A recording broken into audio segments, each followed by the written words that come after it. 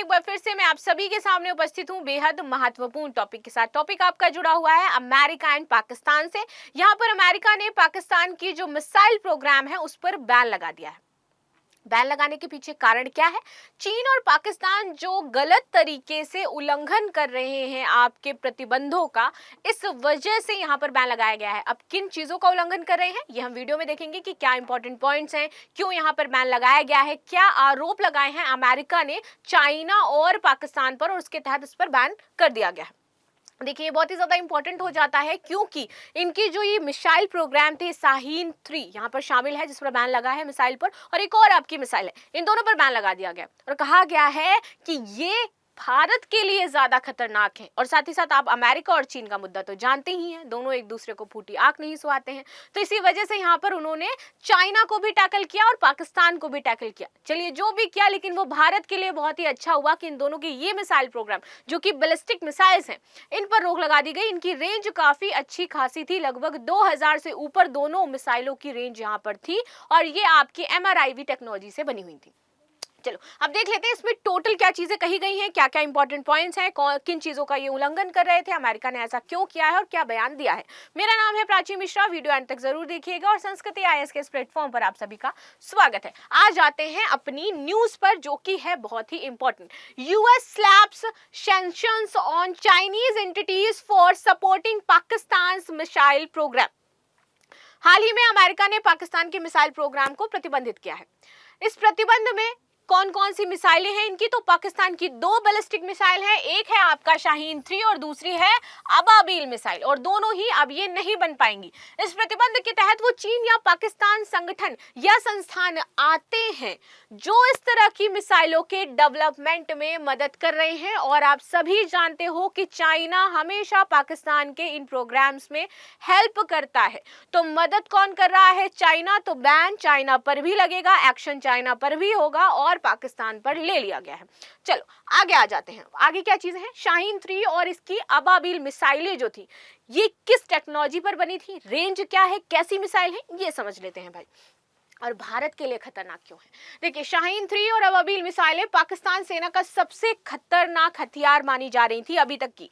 ठीक है, इनकी रेंज जो है शाहीन 3 की विच इज 2740 किलोमीटर। वहीं अल बबीब की बात की जाए, अबाबील की बात की जाए तो ये है 2200 किलोमीटर और ये एक साथ कई टारगेट्स को हिट कर सकती है क्योंकि इसमें टेक्नोलॉजी कौन सी लगी है? टेक्नोलॉजी है multiple independent targetable re entry vehicles यानी कि MIRVs यहाँ पर लगाए गए हैं।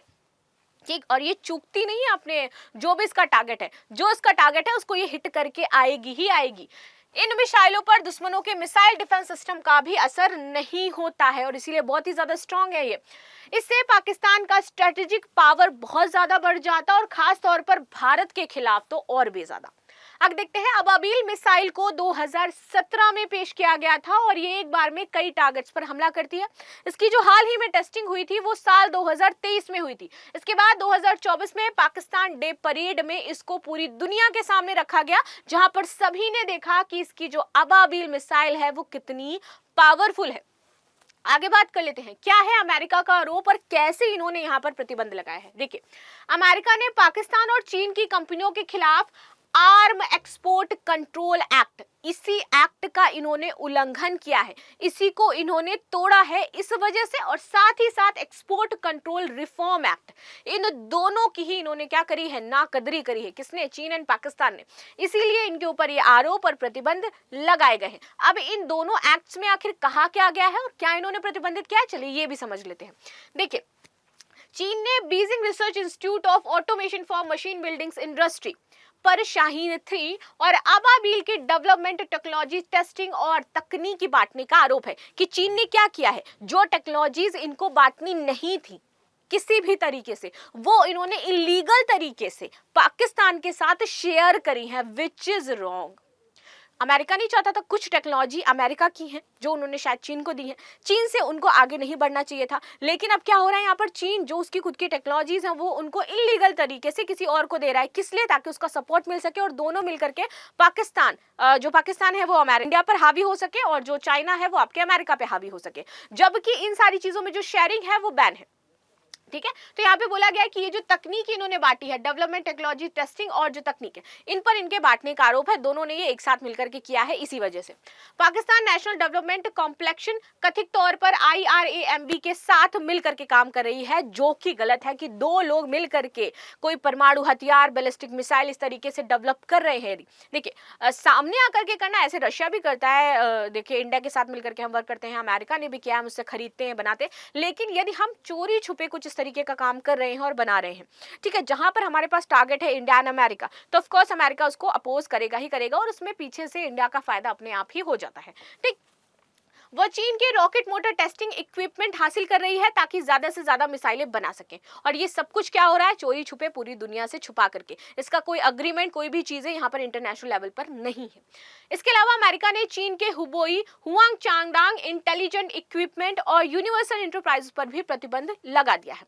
यह प्रतिबंध इसलिए लगाया गया है ताकि चीन और पाकिस्तान बैलिस्टिक मिसाइल का अंतरराष्ट्रीय जो कानून है, जो कि ये कहता है कि आप दो देश मिल करके किसी भी तरीके से छुपा करके इन बैलिस्टिक मिसाइल्स का निर्माण नहीं कर सकते हो अपने पर्सनल फुलफिलमेंट के लिए और दूसरे देश को टारगेट करने के लिए। ठीक है, आगे आइए। आर्म एक्सपोर्ट कंट्रोल एक्ट आखिर क्या कहता है? एक सामान्य नियम प्रदान करने वाला ये मूल अमेरिकी कानून है। ठीक है, इसमें विदेशी सैन्य बिक्री, रक्षा वस्तुओं, रक्षा सेवाओं, प्रशिक्षण की वाणिज्यिक बिक्री के संचालन के लिए प्राधिकरण शामिल है कि आप इनको कैसे बेचोगे, कैसे खरीदोगे, कैसे कंबाइन में आकर के आपको वर्क करना है। ठीक है, ये वर्ष 1968 में विदेशी सैन्य बिक्री अधिनियम के पारित होने के साथ अस्तित्व में आया था, और वर्ष 1976 में FMSA का नाम बदल करके AECA रख दिया गया था, which is arm export control act. ठीक है, आगे आ जाते हैं। एक्सपोर्ट कंट्रोल रिफॉर्म एक्ट क्या कहता है? इसमें सुधार किया गया। निर्यात नियंत्रण सुधार अधिनियम 2018, ये भी एक अमेरिकी कानून है, जिसका उद्देश्य उन प्रौद्योगिकी के जो निर्यात है उसको सीमित करना है जिनका उपयोग सैन्य और नागरिक दोनों उद्देश्यों के लिए किया जा रहा है। और यही मैं आपको बता दी कि पर्सनल फुलफिलमेंट के लिए कर रहे हैं, जो कि इसका उल्लंघन है, क्योंकि ये क्या कर रहे हैं, चोरी छुपे एक तो कर रहे हैं, और जब प्रतिबंधित है हमारा एक्सपोर्ट कंट्रोल रिफॉर्म एक्ट के तहत, तो आप लोग ऐसा क्यों कर रहे हैं? तो इसलिए यहाँ पर बैन कर दिया है। अमेरिका ने अप्रैल 2024 में चीन और बेलारूस की कंपनी पर लगाया था प्रतिबंध।